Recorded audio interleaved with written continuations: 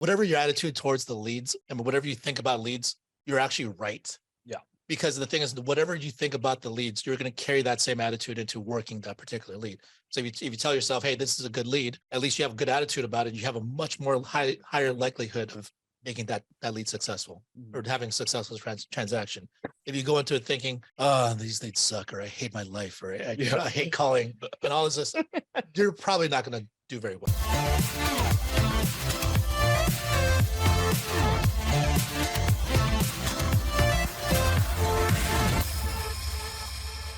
Thanks for joining us this week on the Elite Sales Podcast. I'm joined in studio this week by Esmeralda Castillo. Hey. We have John Bacaron. How's it going? And then we have Jarrett joining us remotely, which we'll get to in just a second. So today, what we're going to be talking about, we're talking about in our business, there's a lot of unexpected things come up from time to time, right? Right. Yeah. So I mean, I think that should be no surprise to anybody, not just our business, but business in general, life in general. Things will come up that you weren't necessarily prepared for. And it's all about having the right mindset and not panicking and making sure that you keep a level head. And because what you want to do really is you won't always have all the answers immediately. You won't always know exactly what to do, but this is the thing. You just got to stay calm, stay level headed, buy yourself a little bit of time to be able to figure it out. Just got to tread water in the meantime until you figure it out. Don't panic, don't drown. Right. So it's all about making the necessary adjustments as you go along. So as far as making adjustments, you just had a baby. I did. Right? I did. Congrats. Congratulations. How's he doing? He's actually a little sick right now. So pray for my little baby. His first time getting sick? Yeah. Okay. Yeah. Did you panic? I mean, was it like nerve-wracking? Like it is. It's the most heartbreaking thing ever. I actually took him to the hospital. So really? Yeah. But it's that bad, or you just panicked? No, it's that bad. Oh, damn. But I mean, they said, to just give it some time. So what is it? The respiratory issues? No, I thought it was gonna be that. That's why I took him, because that's kind of dangerous and stuff. But they said he didn't have that. It was just like a cold. But okay. It just sucks. It breaks your heart. It's that feeling of helplessness, not being able to do anything. Exactly. It is what it is. Well, I hope he gets better real soon. But aside from his illness, I mean, he's good. He's thriving. It's been an adjustment. It's been an adjustment overall. Right? Yeah. How's the adjustment been in terms of dealing with your business? It impacts you a lot. So did you go from full-time to part-time now? Basically, it low-key feels like that. I mean, in the beginning, it was much easier than what it is now, because obviously, when they're newborns, I mean, you just had a baby. I think they're a month apart, yours and mine. But when they're newborn, they mostly just eat, sleep. So at that time, it was just, a matter of like getting up and jumping on the phone. But now it's like they just need so much attention that it's, it takes away from what you have to do. And it definitely made me value the business so much more. Really? Yeah, heck yeah. Because it shows me how much I slept on myself when I had the opportunity and the time to really go full throttle, versus I don't have that luxury anymore, So it's definitely been an adjustment, but we're working on it, Sure. I mean, I'm sure it changes your perspective, right? Because before, like at any point, baby or not, and I don't know. I mean, not to sound insensitive, but when people say, "Oh, I have a kid, I can't do this," it's like people throughout the history of time had kids and they found a way to like achieve things, right? Yeah. Especially when someone says that and like, don't you got family? Don't you got people to help you? Like, there's single moms, single parents out there with multiple kids. What's your excuse, right? Exactly. Right. Not to say it's easy. Definitely not saying that. No. But the thing is, if you really care about something or making something happen, you'll find a way to make it work. Exactly. Make it happen.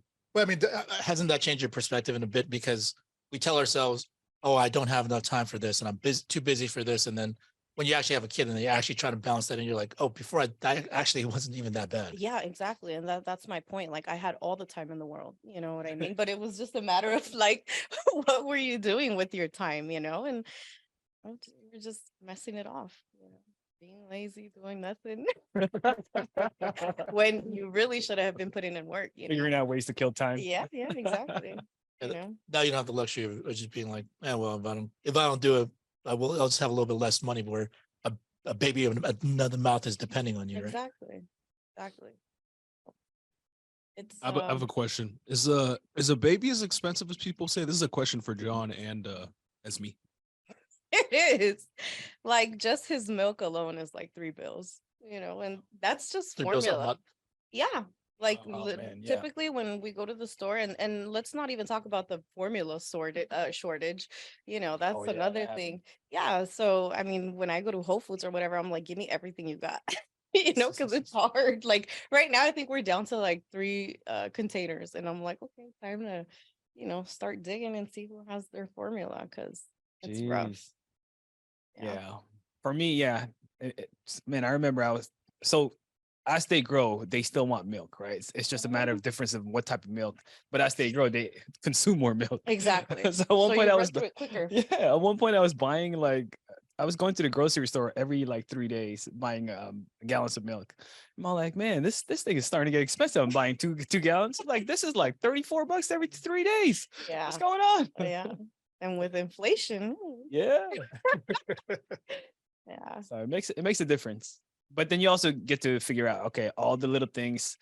Ideally at the start, you're taking care of yourself. You take care of your basic needs, right? And then anything past your basic needs, all right, maybe I'll go travel. I'll go spend this on this and that. Now it's all like centered on your kid first, and then maybe your basic needs. Yeah. Right. Well, sticking with this whole theme of being able to make the proper adjustments or making necessary adjustments, like as the prices go up for formula or for milk or for whatever you need to raise a kid, how do you make these adjustments price wise? You got to work harder, make more money. That's it. You just got to go make more money. Yeah. So Period. this is the beauty of our business, right? So now you know that your expenses went up.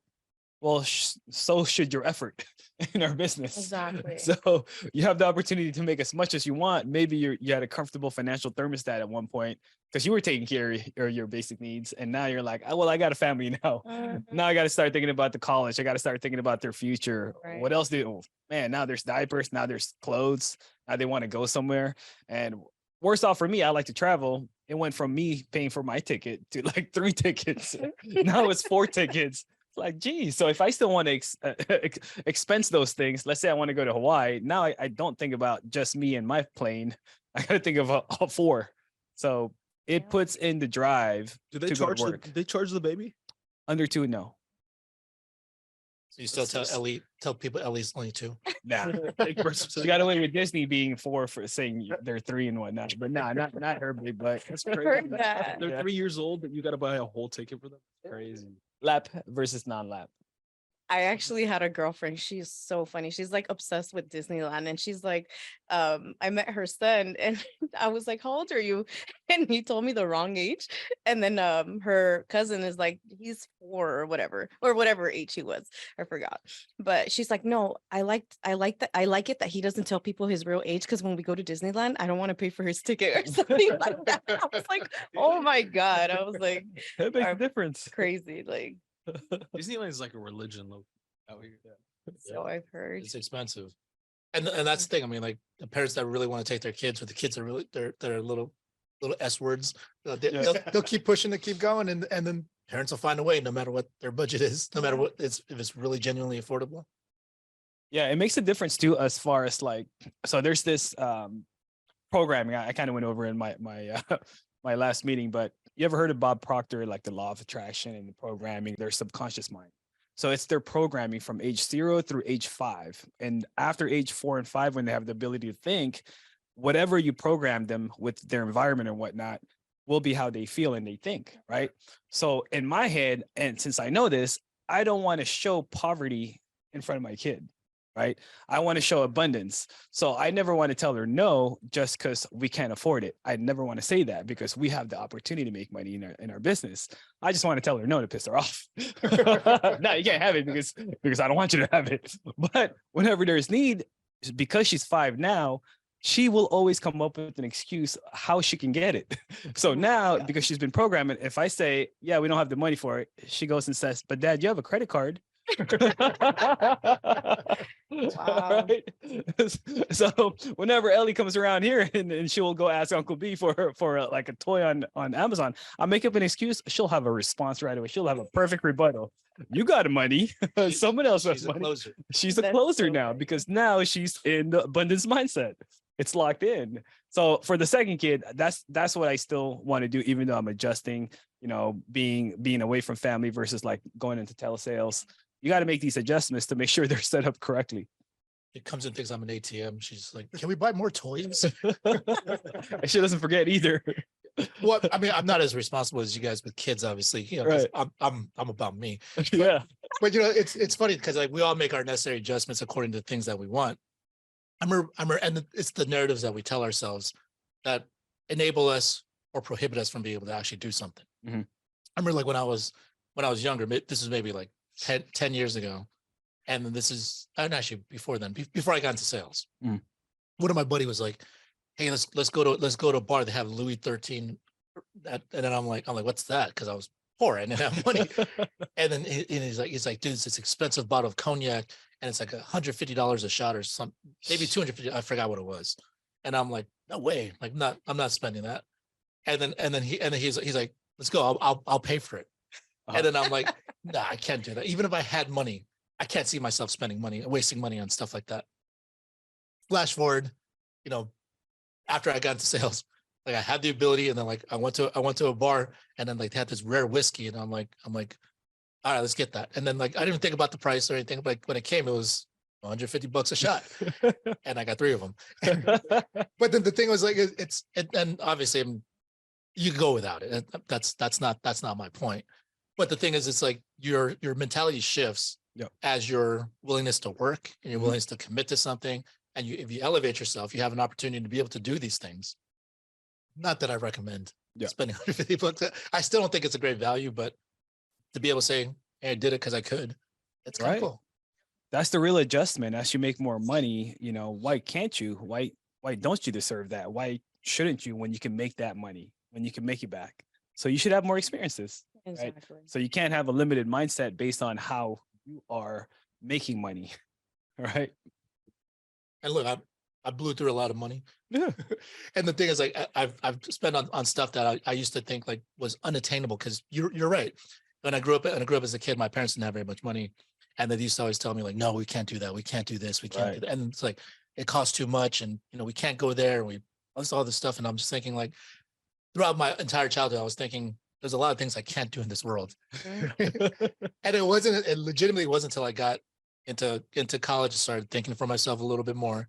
And then it really wasn't until I got into sales, because you're right. We just got to work harder. If things cost more money, we got to make these adjustments. If you're working in a 9-to-5 or in a salary job or an hourly job, Your face. if the prices of things go up that you need go up, what are you gonna do about it? Exactly. You got to scrimp elsewhere, and you got to figure it out. Cut it out. Yeah. You'll end up having more days than money to spend. Right. So you got to just make sure you're building for something, you're working for something, and you continue to build that. That's the idea in our sales business. And back in our old company, this guy, our old manager, he didn't have a lot of great training, but he had some good. He was a habitual gambler, which I related to. But he had this phrase that really got me on my first year, because I was asking him about like taxes, especially taxes are coming up right in April, and I'm gonna asking him, do you save a little bit of money for taxes? Do you take care of that? You know what he told me? Why save? You could just go make more. Exactly. So I said, okay, I guess I can spend everything. I'll just go make more when it comes to taxes. And that's the Still beautiful live through thing that. about this opportunity. It's like there is no cap. You know what I mean? Go buy more leads, and just, put in work. Well, your cap is your work ethic. Your Right. cap is your ability to be able to think about how big you can grow this thing. If you put limits on yourself, there's cap. That's the cap right there. Yeah. Stop capping. Stop capping yourself. Yeah. And by habitual gambler, you meant degenerate gambler. Yeah, he's degenerate. He ran away from bookies and stuff. Used other people's bookies. Ran away from those bookies too. Wow. Yeah. Well, we're gonna get back to you, Esmeralda, but I actually want to bring in our guest Casey. Are you on? Yeah, I'm here. All right. So wanted to have Casey on because, Since you've come on board, I mean, you've had a little bit of a roller coaster of a journey so far, which I think a lot of people can relate to. Would you say that's fair? Yeah, that's fair. I mean, this industry, I mean, you gotta stay on top of stuff and be able to ride the roller coaster. So again, you have your big months. You got to make sure you don't go spend all your money because again, you got to be prepared for those down months too, and that's just part of the game. So as far as some of the different challenges that you've gone through, I mean, we've had a lot of conversations between you, Trent, John, myself, and that's the thing I appreciate about working with people like this, great people like yourself, is just that even though things may get tough at times, even though like there's times in which things seem potentially bleak, but the thing is, as long as you're willing to keep coming to the table and continue to put in that work and continue to just put in that effort, like eventually you'll tread water for long enough, and then you'll figure out which direction to go. And you've kind of done that a little bit of sorts recently, right? Yeah, I mean, I could spend all day going through all my business problems and personal problems and life just happens problems type of thing. But I think everybody goes through it. And the biggest thing in this business is you have to be your own motivator. And that's the hardest part for a lot of people. It's just because everybody's used to being the employee and not the employer. Where again, you have to have the employer mindset to motivate yourself. You have to be self-motivating to be successful in this business. This business gives you a lot of freedom and a lot of opportunity, but you still got to work. And that's where a lot of people fail in this business because they think they have so much freedom, they take advantage of it and they don't work. And then going back to kind of what you guys were talking about, if you're single and don't have kids and you don't feel motivated, go have a kid. Again, that will motivate you. Again, that will stress you out a lot, but again, that will motivate you to go to work because again, having somebody else to depend on or depending on you is the biggest motivator, especially when it comes to, your own seed, like your own kid. Obviously you want them to have a better life than you ever had. So again, you want to work hard and it motivates you to work harder. The end of last year, I kind of took a nosedive. Business happened, a lot of chargebacks came up, which is part of the business. Personal things happened. The holidays happened. I kind of almost took the last 3 months of the last year off just to kind of reevaluate everything. And in this business, I always joke around, but I've been doing insurance for 10 years now. I don't think there's a day that I've wanted to quit just because this is a roller coaster business. But again, the drive to keep going. And again, that's what's kept me in the game. And then also, been successful in this business. So again, that's a big factor in that. But I finally kind of made a commitment to myself that, hey, I got to make this work. I'm going to make this work, whatever I got to do. So I cut off all social media. I don't have Facebook. I don't have Instagram anymore, even though I was on that too religiously, trying to build my brand, trying to do all that. But again, that's something I could do later. Right now, I made the decision I needed to focus on myself and I was going to just make money. This year was all about making money. And we always make that, new year, new me decision and it kind of fizzles out kind of end of January. But again, I kind of wanted to, put the pedal to the metal and just keep it going. So I think in January, I helped 15 families. February, I helped 17 families. And now this month so far, it's 23 families. So it's gradually going up. And it's really all just been to, just having the motivation to keep working, even through no matter what you're going through. Everybody has certain stuff that they're going through personally, through business, whatever it is, just keeping them motivated to keep working, keep showing up. And then also the biggest thing in this business is you could be the best salesman. You could be the best person. You could be the best talker. You could be a smooth talker, whatever you want to call yourself. But again, if you don't have clients to talk to or, sell to, then, you're going to fall on your face in this business. So again, with FFL, it is very lead based driven. So again, you got to have leads. And the biggest thing about leads, it's almost leads in this business is your income. So again, you always heard the saying, you want multiple lines of income. You want multiple streams of income, right? So again, you need multiple streams of leads. You can't rely on one stream of companies one stream of lead companies or one stream of leads coming in or this and that. I know when I first got into it, I was super excited because I did a lot of social media marketing. So again, I was like, hey, I'm going to do my own leads, then I'll be good.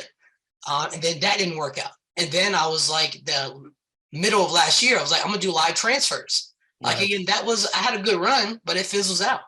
So again, you always got to be on the go about leads. You got to have multiple streams. And then basically what I've been doing the last 3 months is I've been doing my live transfers, but I've also been, buying aged leads and throwing them into TurboTax and just have that running too, where again, I'm booking my own appointments. I have appointments and leads and other people working in the background, do the TurboTax, but I'm also taking live transfers. And just kind of keep the ball rolling on leads. So again, always have something to do.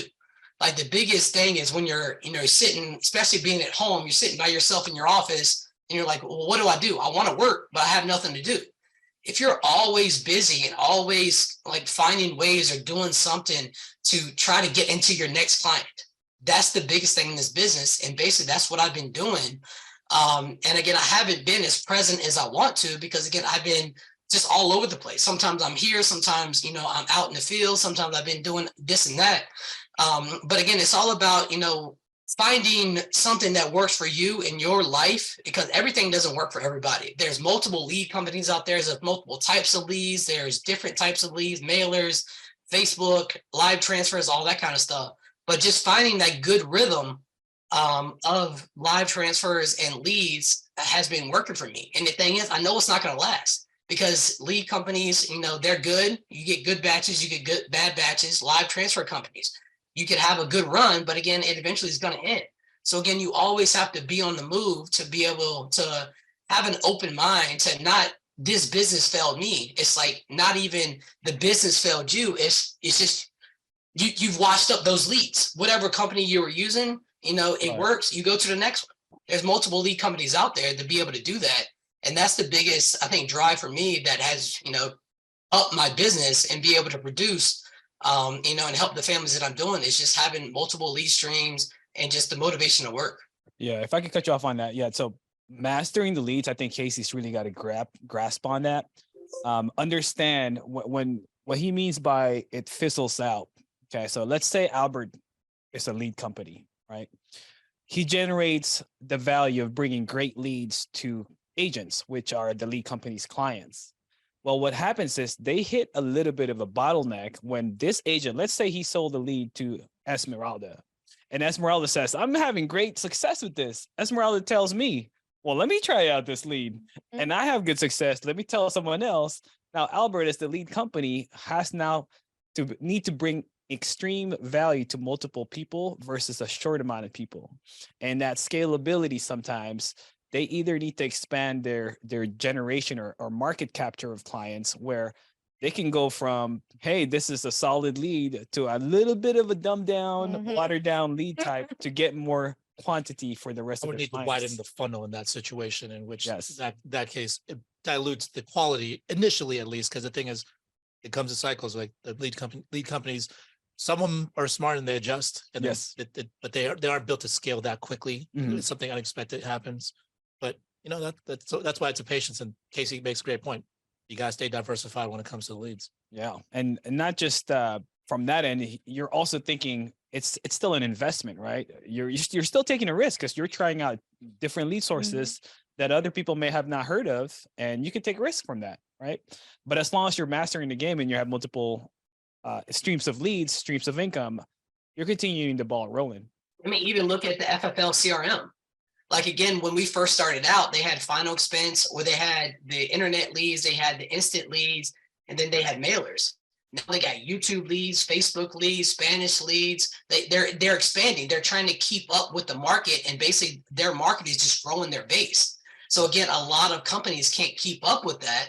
But FFL CRM, they do it by expanding their base on the type of leads they're able to provide. And that's why the FFL CRM is a lead company. I mean, that's basically what it is. So as far as for that, they're just expanding and keeping up with their clientele to be successful. So again, that's what's one of the biggest things. And most companies, they can't do that. So again, like fizzles out, it sounds like a bad word, but again, you just got to diversify and be on the, like, again, referrals. Again, I'm not the best person at referrals, and I don't ask for referrals most of the time.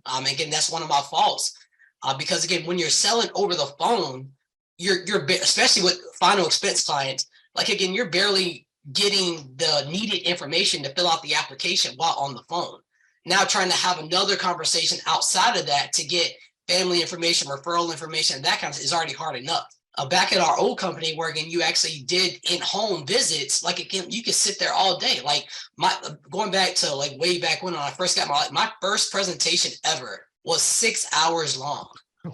I stayed in the client's house for 6 hours. I ate lunch and dinner with this family. Oh my God. Luckily, I was likable back then. But you know, as far as for that, like, and again, that's something you can't stay on the phone for 6 hours with a client. Right. Yeah. It's just not doable. So again, COVID has, and I used to say this, COVID was the best thing that could happen to this industry, but it was also the worst because it took the relationship that you build with the client to be able to ask for more, to be able to expand your business, to be able to even go further into detail about, you know, instead of making, you know, a client making a sale and, you know, cutting that off, you make a friend. Right. Now, you may not keep that friend or not, just like friends come and go. But again, you have that relationship where again, you build a friend. And again, for me, I in the last 3 months, I probably went out to maybe a handful of appointments. And again, like just because of my own personal lifestyle, as far as for like, I'm taking care of my daughter, I take her to school, I do all that kind of stuff. It's hard for me to go out and, you know, to see families. I mean, but I wish that I could go back out in the field. And I mean, if you go back out in the field and actually use the same, if I use the same drive and work ethic that I have while at home, and I use that out in the field, I would protect even more families, just because you have the freedom and the relationship building in the home to be able to get more referrals, to be able to do that. But again, you want to still, again, because just going back to diversifying, referrals is another big thing in this business where, again, they're free leads. Yeah, they may not always pay it out, just like leads are good. You get good batches and bad batches, but referrals, if you can find a way to build a referral-based business, and again, this is what my last company did, and this is what they were good at and why they're so successful. Their products were, that's a whole nother story. But, like everything about them was another story. But again, their referral game was on point, and that's how they kept growing. That's how they attracted people. And again, that's all they did. Referrals, referrals, referrals. So again, if you get into the mindset, if you have live transfers, if you have leads coming in, or, you know, a system texting, and you're also getting referrals, you're never, you could work 8-10 hours a day and never have a dead downtime or dead time when you're not trying to help clients or not trying to reach out with clients or not doing that. Like, again, I commend Terrence and Jason. They're always on Zoom. Again, they're on the East Coast. I'm on the West Coast. So again, I'm on like between like 7 and 8. They're on way before I am. And again, they talk to 7 to 10 people a day. And it's just, you know, they're working, they're grinding it out. And you see them writing business consistently. And that's really all it's about, is just finding ways to have clients always coming in. So again, you stay busy. And the biggest thing with that is just diversifying your leads and not put all your eggs in one basket. Drop, you know, a little investment here, a little investment there, a little investment here, and have streams up, see what works, and then do it again, have what works, and then do it again, have what works. Now you got 3 consistent lead generations that are coming in to keep you busy, and you're always going to be trying to get in front of somebody. Yeah, that's a good mindset too, to look at that. Your leads are the fastest return of investment in FFL. You know, if you ever play around with stocks, you got to wait for it to go up, go down. Could be a couple of weeks, could be a couple of days, could go down, and it's all your money, right? But in here, you can get into a lead, invest in that lead in the same day, and make that money the next day. So you just got to consider the lead game in our business. That's got to be your life force. Here's another little bit of perspective about leads, because recently, if you guys have been on live dials, you've heard me. I just bought a bunch of different types of leads, because I remember I was calling through a bunch of different leads and having this is not a paid endorsement for Ring or anything, but you know, I just I needed a dialer that, because I'm calling a bunch of different states. Yeah. And I used to just call my regular cell phone, and it has my LA number. No one was picking up. Mm-hmm. And then, or very few people were picking up. So I would just dial through, and I'm just like, no one's picking up on these leads. And then I got something like Ringy, where they had the smart local ID. Like if you have the that particular state you're calling into, it'll show up as that number as a caller ID. So people are much more likely to pick up, which I didn't think it made that big of a difference, but it makes that big of a difference. All these leads I've called through a bunch of times, never picked up. Now they actually pick up and tell me to F off. Now they actually pick up and tell me to go F myself, which I mean, like, I joke about this because, like, I think it's actually a good thing, because if they really wanted me to F off, at least I don't have to keep calling their number again. Yeah. Right. Like I'm getting rid of leads. I'm resolving one after another. Right. So I don't have time to be wasting like that. So it's actually a good thing for me to get told to F off. And not just that, but you said it also you're able to create your caller ID with it, right? Yeah. So they would already know. All right, it's Albert calling. Right. Now I can switch, and I can switch different numbers too. It's just another tool to be able to do that. But I'm actually going to talk a little bit about the CRM leads in a little bit. We'll wrap up with Casey first. But just to touch on the leads thing real quick. Whatever your attitude towards the leads and whatever you think about leads, you're actually right. Yeah. Because the thing is, whatever you think about the leads, you're going to carry that same attitude into working that particular lead. So if you tell yourself, hey, this is a good lead, at least you have a good attitude about it. You have a much more higher likelihood of making that lead successful or having a successful transaction. If you go into it thinking, oh, these leads suck, or I hate my life, or I hate calling and all this, you're probably not going to do very well. Or you're so scared of calling the lead because they cost so much. They were like $70 or $80. Oh man, I'm so scared. I'm so scared to fail. You're gonna fail. Yeah, for sure. Like you're walking right into that buzzsaw. Like you created that buzzsaw that you're walking into. Yeah. So I mean, that's just something to consider for you guys. If you guys are calling, because the thing is, if you're gonna call with a bad attitude, you're better off just not calling. Yeah, man. And then, but I'm not saying to not do that, because you got to do what you got to do if you want to make money, you want to grow your business. But the thing that we can adjust is how we look at a situation, how we approach it, our attitudes towards it. Yeah, I've been like doing a little bit of research about what to do like investment wise as the dollar like decreases in value because of like inflation and stuff. And like people are talking about how Warren Buffett was saying like the best investment. I know it's like a cliche now, but it's like something that we really got to lean into. Like the best investment is investing in yourself. So in this business, that's working, mastering your craft, always being on top of your game. And for me, obviously, it means different things, but just something to keep in mind. Like there's nothing really certain that you can take anywhere other than the skill set that you have. And I think that that's so true. Well, so Casey, going back to something that you and I have discussed. So when I was trying to figure out Ringy, which you use TurboText. We talked about a couple of different similar type of programs or things that did elements of what some of these different CRM programs did. We're not endorsing any of these. They're not paid sponsors. They're not sponsoring us or anything. I'm just bringing these up because I've actually tried out a bunch of these different ones where I looked into them and tried to do a little research. Yeah. I actually asked Casey about TurboText, which you mentioned you've used.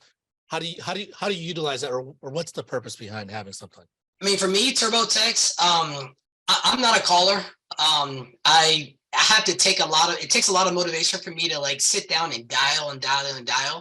And I lose motivation. That's just me personally. I mean, a lot of people like dialing. A lot of people are good at dialing. That's one of that's one of the things this year too, I've come up with is being true to myself and knowing my faults.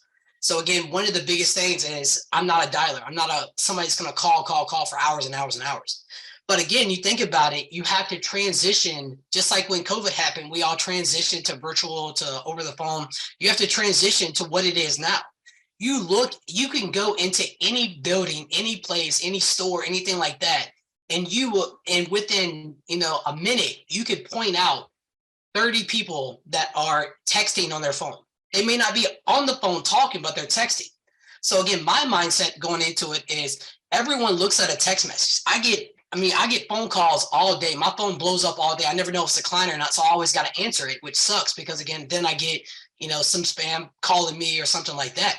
But again, I think with a text is if when you're calling, you never get your message across of what you're calling for if they don't answer.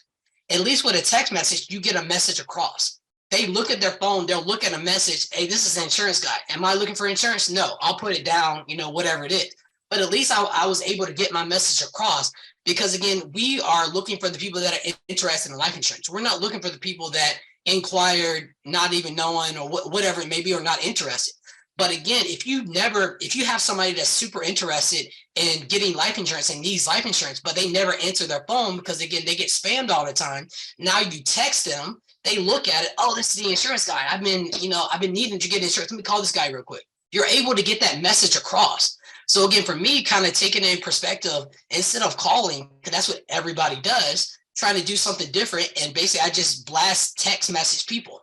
I use the in TurboTax, they have a default message that's kind of, it's super professional, super, built up with that. But again, I brought it down. I use that. And again, I got good results, decent results here and there. But again, I've been straight, just also just being straight up. I put, hey, this is Casey. I'm the life insurance underwriter for the state of so-and-so. We received your request. Are you so interested in your life insurance? Yes or no? And I just keep it straight up. And again, they tell me yes. And then I set up an appointment with them, or they tell me no. And then I just remove them from the text. So again, at least I'm able to get it, because again, you'll see somebody drive off a cliff texting on their phone, but everybody's so scared to talk on their phone now because it's illegal now. But again, like, people will text all day long, texting while they're driving, texting while this. So everybody's able to check a text message. Now, if they respond or not, that's a different story. But again, if they're texting and they at least, you're able to get your message across. And that's the biggest thing for us, is we don't leave voicemails. We just call. We never know who that person is calling is. At least with a text message, you're able to get it across. So with TurboTax, I basically take, I buy, 500 to 1,000 leads. And again, I was using A-Store leads for a long time. And I switched over. Me and John have had a couple conversations about it on our Zoom, but it's been primetime leads. I've been using them. They're just cheap aged leads. Again, they're decent quality. And again, that's basically what I've been writing the past couple months, is just aged leads. I take them, I buy 500 to 1,000 leads. I think they're like $1.50 to $2, throw them into TurboTax and just let them go. I send out a message. I set it up as a drip message to do 200 messages per every 2 hours or so. So again, it doesn't bog down the system for sending out text messages, and it doesn't flag the carriers. And again, you can get different numbers. You can text from different numbers and all that kind of stuff within TurboTax. But again, it's just been a good thing where, again, I buy the leads from Primetime Leads. I'm able to go in there, just upload the leads, set it to whatever message I wanted to set it to, and just let it go. I normally do that on a Saturday morning, because Saturday morning is the best time to do it. I can set it up for the next week and just let that run in the background. And I just check TurboTax platform, every hour or every 2 hours, or when I have free time or downtime, and I just check in and respond back to the messages. Because with a phone call, you never know what that person is going to be doing. So again, they could be at the grocery store, they could be driving. I've had so many people that, I'm busy right now. Well, why'd you pick up your phone then? If you're so busy, why are you picking up your phone? But again, with a text message, the mindset of a text message isn't, you don't have to respond right away. It's a message that's for you to read, and you respond when you're available. So again, having to be available to respond to those text messages is not a big deal. So I can send out a bunch of text messages right now and respond 2 hours later, and it's completely normal. So again, it's something that I could do on top of the live transfers that I can just throw in there, let it run in the background, and then just check it periodically on messages, respond back to the ones that say yes, set up an appointment, and boom, I have clients I can sit in front of. So texting has been a super add-on to what I'm doing now, to be able to get clients and be able to protect families. Yeah, we got a question on the chat. So Maria just asked, is texting okay? It hasn't been something new to me. It all just comes down to your communication channel, right? So Zach Todarski always talked about the three methods to be successful in the business. First is your leads. What type of leads are you working? Second is going to be your communication channel. Whatever system you're working, as long as it's working, as long as you're compliant, everything is good to go. So you can call, you can dial, you can text, you can leave voicemails, you can do a mass email, whatever you're going to do, a method that's going to get you clients speaking to you about life insurance. His method is he's buying a lot of leads, because the text messages, you go from 500 to 1,000, you're going to get a few that's going to come in. Hopefully you get a lot more, right? But you can't do a mass text to buying 20 leads. Right. It's not going to be successful. That work. Right. So once you get your lead system, your communication channel, whether in person, telesale, Zoom sales, as long as you're having a communication about someone interested about life insurance, and your last part is your presentation. And then you consistently feed the machine, right? So it's not just like, hey, I bought a ton of leads, I'm just gonna sit back, I'm gonna put it in there, and I'm sit back and just let it do its thing. You got to continually manage and add more. Yeah, I continually add on to it. I do about 500 to 1,000 leads a week, and I just add on to it to what I'm doing. So right now, I think I have about 20,000 leads that I've gained over the last 2 or 3 years with FFL. And I just keep repeatedly doing that. People tell me no, I just take them out the lead list so I don't text them the next time. But again, I just add on to the list and just keep it going and just keep it going. And mainly I set it up where basically it's a 30-day campaign. I set it up so it runs like 200 messages every 2 hours for 30 days. And then to make sure that it uses all it text messages all the lead. And then I just started again the next month, but I'm adding leads on every single month to that thing to be able to get new clientele. And once again, this is not an endorsement for TurboText, nothing against you guys, but this is just what Casey personally uses. There's a lot of programs out there that have automated texting systems. You just have to kind of configure it and set it up to your specifications. But I've researched, I've done a few. I'm trying a few different ones myself. Yeah. John and I will come in. We'll discuss different strategies and different things to do. I just want to clarify on a couple of things, because Casey admittedly said he's not a dialer. He doesn't enjoy dialing. And which, look, if that is your mindset going into it, he's already reverse engineered it and recognized I just have to buy a lot of leads and continue to feed it. Yes. And not just buying the leads, he's paying for those text messages. That TurboText is not free. Right. Correct. Right. One other thing that I wanted to add is also, while I do have an automated text message system, that I'm still tweaking and still adjusting, so I don't have great feedback for it yet. But it's booked some appointments for me already. But more importantly, I think when I purchase these leads, because sometimes people are like, well, I'll help out a new agent and they'll just be like, oh, they didn't pick up. Should I just leave voicemails? Or should I just text them now? And I'm like, how many times did you call? They're like, oh, I called them one time. And This I'm morning? like, keep calling, right? and that's the thing. Like, there's different strategies to go about this. Me personally, I'll always, whenever I get a lead, I will always call it first. Yeah. Before I put into an automated message system, because sometimes you text people, like they'll just be like, stop. Yeah. And then that's the end of that, right? And then you never got an opportunity to potentially help this person out. Text messages is great, as Casey mentioned, because a lot of times people may be busy at times. They'll look at it at their leisure. They'll reply when they get an opportunity. But then sometimes they look at it and they misread it for something else, and then they just put stop, and then they block you. Right. And then you never get an opportunity to actually work them. Now, if you have volume, you can kind of engineer some of that out. Right. But me personally, I'd rather work it as thoroughly as I can, because I'm not looking at like, hey, how to squeeze the most amount of money. Like, I have a job. I'm a professional. Mhm. Like, if I have leads, my job is to try to help this person out the best of my ability. So I'm gonna call them first, and then if I can't get a hold of them, thing I'm bad at is like follow up, because I'll continue to get more leads, and then like I don't want to just like, hey, I didn't get a hold of this person the first time. Then I'll enter them into the automated messaging process, and hopefully continue to drip on them, and then I'll respond back. I'll call them again. All these different things. So there's different approaches to going about this thing. Yeah, we just want to make sure you guys don't get the message of texting is the shortcut. This is not a shortcut. This is an efficiency, but we still work hard. Casey wakes up, you wake up like 4:30. Yeah. You're clocked in like at 7 o'clock. He's dealing with clients. He's communicating. He's not taking away. He just figured out a system for him, his communication system of getting in front of these clients through text message. So just understand that part. He gets up early, takes way too much pre-workout, yells at the carriers. That's funny. Bruce Miller. Too much roids. No, but yeah. I mean, I think you guys definitely to figure out that strategy. Do you use any automated messages? Do you just call everything yourself? How do you? No, I do. I mainly just dial. But actually last week, that big policy I wrote Hey, based off of text, nice. he didn't pick up. So I text him. I'm like, yeah, I was just calling you, 'Cause he to was see flying. what was a good time. He said 7 o'clock, call him at 7 o'clock. There you go. Right. Yeah, So definitely, they all work. yeah. And just do everything to resolve it, like you said. So Well, I'll also put this out there, because Casey's a veteran, and he elects not to dial and not to call, because it's not his preference, which is okay. Yeah. Mhm. It's his deal.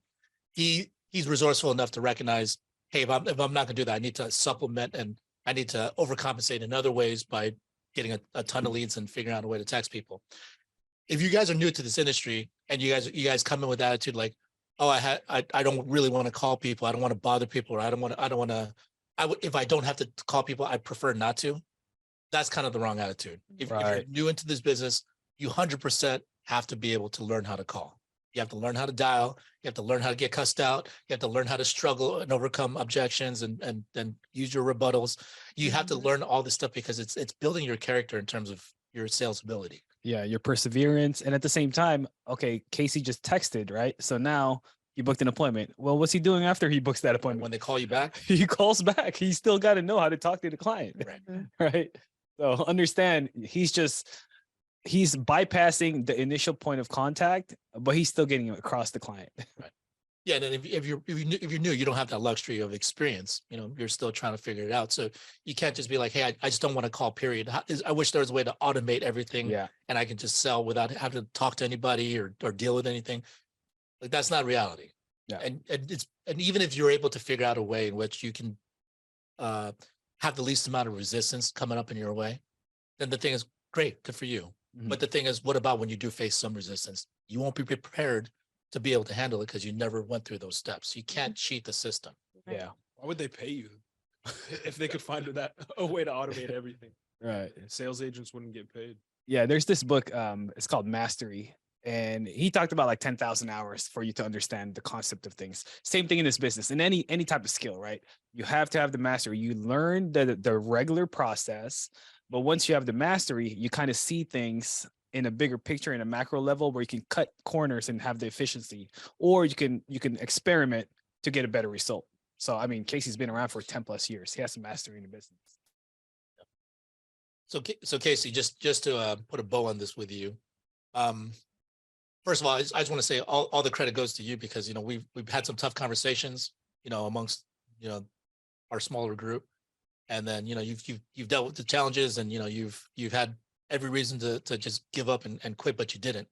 And I think that says a lot about you as your character. It means a lot to all of us because, you know, we want to be able to have a chance to succeed together. And by you putting it out there and continue to put in that work, I just want to commend you for that. But if you had to give people advice, you know, that were going through a struggle that similarly as you were, and then they thought there's nothing they could do about it, like how would you tell them to approach it? That's a tough question because I mean, I've told myself multiple things. I talked myself out of this business. I talked myself back into this business. I've had multiple conversations with myself, just of, you know, what the situation I'm in. But I mean, it works. Again, this business works if you work. And that's what it is. I mean, it's your mindset. If you have the right mindset, you'll be successful in this business. Is it going to come overnight? Is this a get rich quick type scheme? No, it's a get rich for sure, but not, you know, overnight. So again, I mean, obviously, like, again, I tell you, I've been in this 10 years. It doesn't get any easier. It's the same stuff every day, all day, over and over and over. You help 10 families and, you know, be on top of the world in one day, but then the next day you got 6 of them that fall off and then you're down in the dumps again. Like, I mean, it's part of the game. It happens. And it's just having the mindset in this that I'm going to make it work regardless. Again, if you have that mindset, and then you can figure out stuff and maneuver through it, learn what to do, what not to do. I mean, as far as for this business, I've done more of what not to do than what to do, just because it's a learning process. Like 10 years in the business, and I'm still learning how to do different things and take care, like handle this objection or handle this, or how to be able to better than that. I mean, obviously you just can't tell everybody, you know, everybody wants a Lambo for $1, but again, you can't have it. I mean, but it happens sometimes. So again, as far as for, you know, just the biggest thing is your mindset. You have to jump 2 feet in. You can't have 1 foot on the, you know, 1 foot out, 1 foot in and say, hey, I'm going to try this, or I'm going to try to make it work, or, you know, that kind of stuff. You have to be committed. You have to have, if you have a family, you have to let them know that you're going to go all in and have their family, like have your home support behind you in this business to make it work. But I've seen so many good agents that fail because, again, they just don't have the support. Like, again, you write a policy and you write another policy, one of them fall off, and then the husband or wife is telling them to quit because, again, they got a chargeback now. I mean, it's part of the game. You have to understand the game, understand the business, but just mindset and motivation. I mean, almost like anything else in life, you just got to have the drive to keep going and keep doing it, knowing that it's going to work out. You may be down right now, but again, like you're always at 2 strikes, or you're always at 1 strike. Again, you can afford to get 1 more strike and keep going. Like, again, you never strike out in this business unless you quit. Right. That's the thing. That's the thing about this business. And I mean, sometimes you want to quit. Like again, I keep repeating it. I've quit. I've tried to quit every single day in this business. But it's just part of the mindset of, I quit at night. I wake up in the morning ready to go. Like again, it's just over and over. And then you eventually, it becomes easier and easier and easier because it's a habit.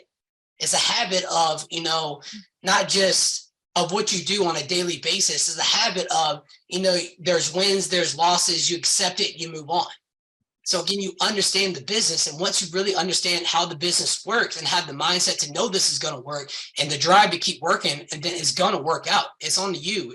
Like the only way it doesn't work out if you quit. Great advice. I appreciate you coming on and sharing.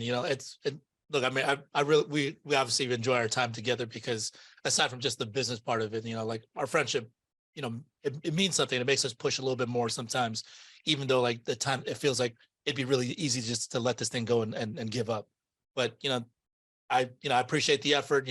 We were there with you at every point of your career with us, and then we were happy to see you continue to progress. Appreciate it. So going back to you, Esmeralda. So you've been making some adjustments yourself because aside from the baby thing, you've also been on live dials. The other day, you actually went back out into the field as well, right? I did. What precipitated that? It was cool. I love being in the field. In the rain too? No, it did not rain. That thank God it did not rain, but it was pretty cold. But yeah, I mean, I love being in the field. Obviously, telesales is more convenient for me, obviously, because I could be at home and juggle the baby and swap and just do my thing. But I love being in the field. That, like I said, it's like Casey was saying, you can get more out of that.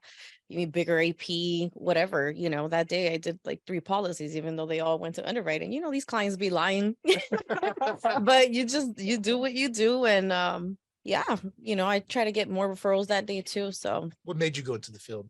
they actually wanted me to come by. So So did you give them the option up front? Like how do you set that up when you call them? Well, actually, so that date that I did go in the field was actually a referral from a current client.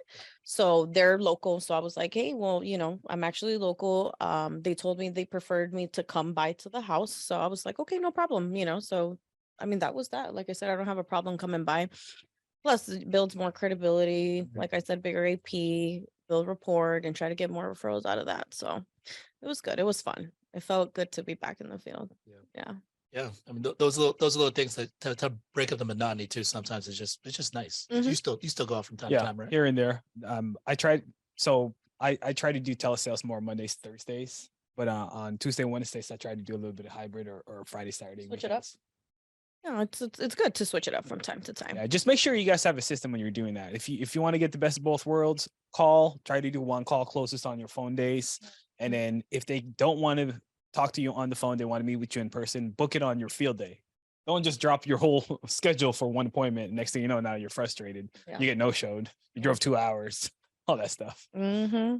Also, being in the field, like it just builds thick skin, like you said, driving 2 hours and so forth. Like back then, before everybody started doing telesales, when you were in the home, I think it was just, like I said, it just builds you differently because when you get no or cussed out over the phone, it's like, okay, whatever.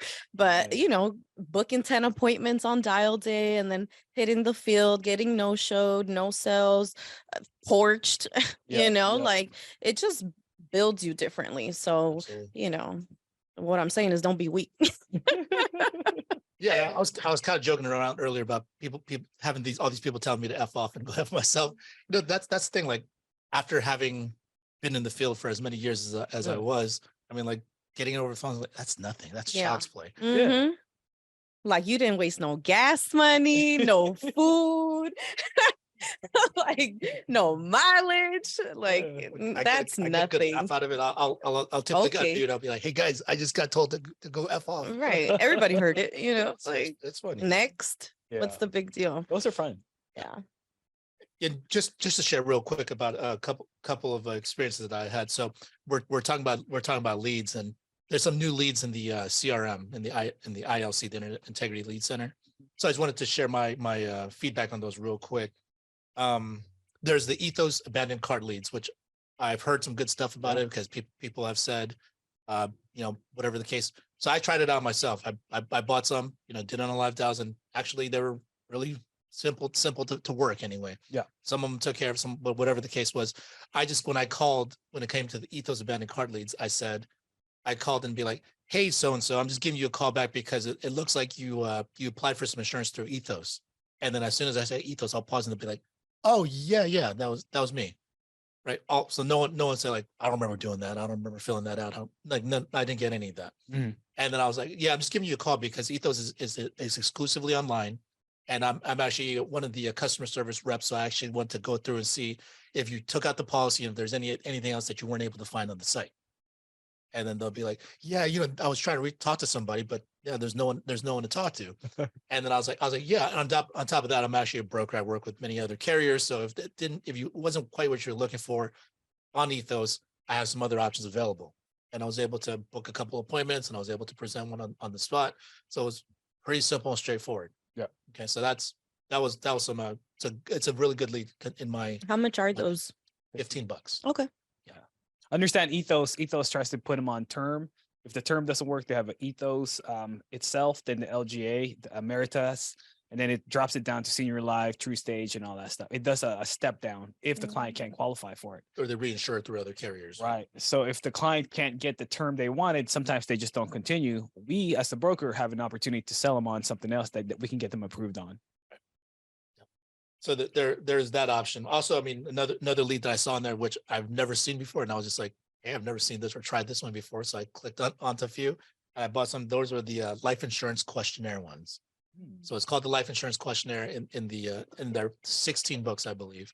And they're supposed to be new exclusively. So then I called these people up and I said like, hey, I'm just giving you a call back because you filled out something online regarding life insurance. And then everyone that I spoke to, they knew what it was about. Some of them said like, I'm not interested anymore or whatever the case may be. But look, I mean, they filled something out and then, that made things easier. So I think we just have an open mind as far as working these leads. And, for me, I'm not going to buy me like, oh, this lead must be terrible. Yeah. Cause I should just pack up at that point and just call it a day. But, if you go in with the open mind and don't expect every single one to work out, but recognize the opportunity behind it. Yeah. And then how you work it, the attitude that you carry with it, that's going to determine your level of ability to be able to have success with it. Leads are your opportunity. If you don't have an opportunity, you don't have an opportunity to make money. So if you guys have any questions about any of those lead types, reach out to your upline or reach out to me. We'd love to be able to help you with that, just to get you guys going with more opportunities. Anything else you wanted to share with the group as far as making adjustments? Just find what works for you. Like everybody's lifestyle is different. Everybody's in a different point in their life. So just try different things, find what works for you and, keep at it. Good advice. All right. Esmeralda, Castillo, Casey, Jarrett, appreciate both of you guys sharing, your guys' perspective and your experience. And, that's what it's all about, guys. Just as you guys continue to approach the different endeavors that you guys are seeking out to do, I mean, you guys are going to run into challenges, figure out a way to make the necessary adjustment. Just tread that water, stay alive, continue to work at it. You'll be okay. All right. So appreciate you guys hopping on. Let's go out there and be elite, guys. Later.